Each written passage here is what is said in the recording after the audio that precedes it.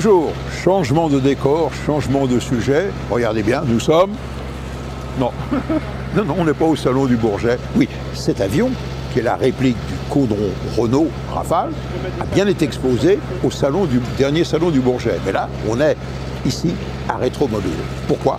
Parce que sur le stand de Renault, on va vous montrer que Renault a eu toujours le souci de la perfection, de l'aérodynamisme.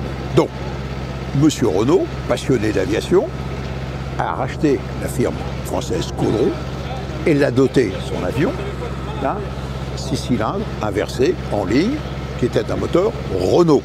Et longtemps, les avions de voltige ont eu des moteurs Renault. Et ça a permis à Renault de faire des progrès dans le domaine de l'aérodynamisme. Alors, regardez bien, première voiture aérodynamique, voiture de tous les records, sur le 1934, Montlhéry, regardez, 168 km à l'heure de moyenne, 3 records du monde battus. Mais ce n'était pas tout.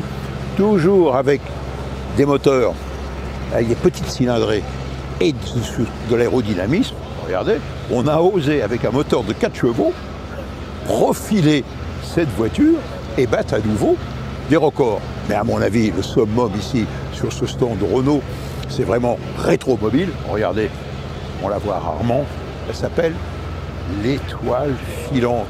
Étoile filante, pourquoi? Parce que c'était une voiture dotée, non pas d'un moteur à explosion, mais c'était la mode dans les années 60-70, c'était la turbine d'hélicoptère, la turbine à gaz, à telle enseigne que la SNCF avait fait des autorails avec des turbines à gaz.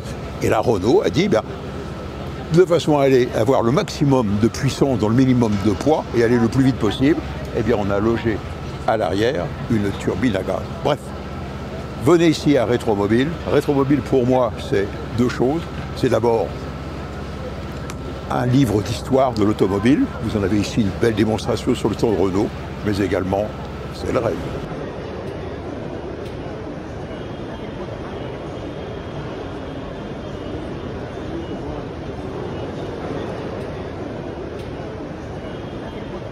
Toujours Rétromobile, mais je voudrais dire, on va traverser la rue, on va quitter le stand magnifique de Renault, et on va toujours regarder dans le domaine de l'aérodynamisme.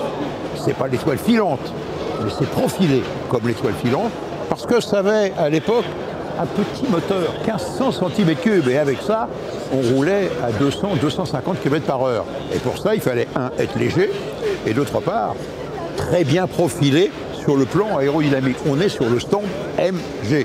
MG, alors ça nous fait tous rêver. Quand on était adolescent, c'était les voitures de sport, les décapotables.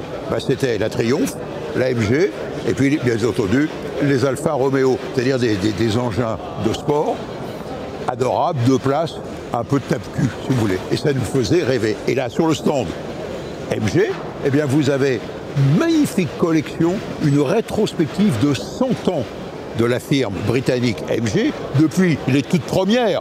Vous voyez, quand je parle d'un confort et de tape-cul, c'est pas mal, mais c'est un charme fou, jusqu'aux toutes dernières, comme celle-ci. Elle est de passage entre deux halls, ici à Rétromobile. Regardez, on est en plein dans l'actualité. Alors, on parle de Rétromobile, oui. Il y a une séquence qui est la séquence rétro du Paris-Dakar. Et ce que vous avez là sous les yeux, c'est pas rétro, c'est celle, l'Audi électrique, s'il vous plaît, qui a gagné le dernier Paris-Dakar, enfin, plus Paris-Dakar, puisque maintenant il a lieu en Arabie Saoudite. Et derrière moi, là, vous avez une rétrospective de toute l'histoire du Dakar, avec par exemple, celle-ci, là, eh bien, ça a été la voiture de Medj et de Johnny Hallyday. Et puis, bien entendu, pas de Rétromobile sans souvenir.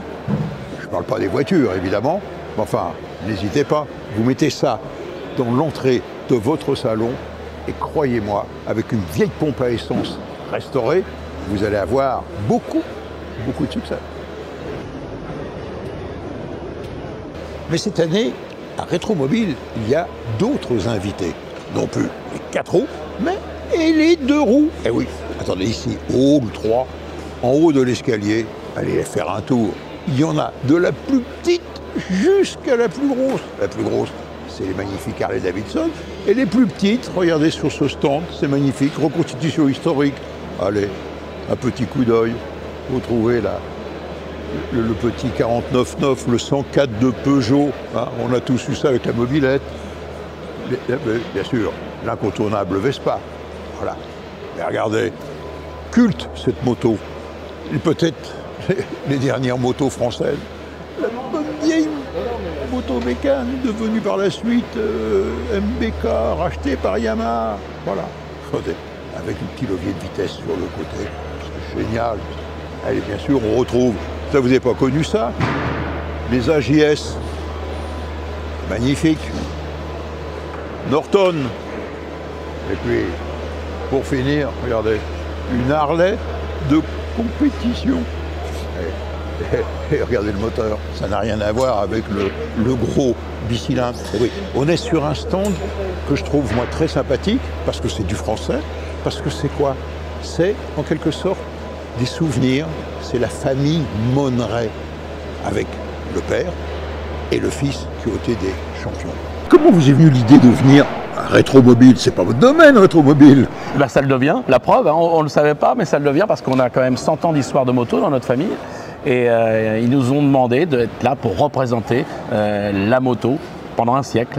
Et on a des superbes motos. Ça va de mon père, de 1900, début des années 30, jusqu'à pratiquement les années 2020. Et vous avez gagné Le Mans?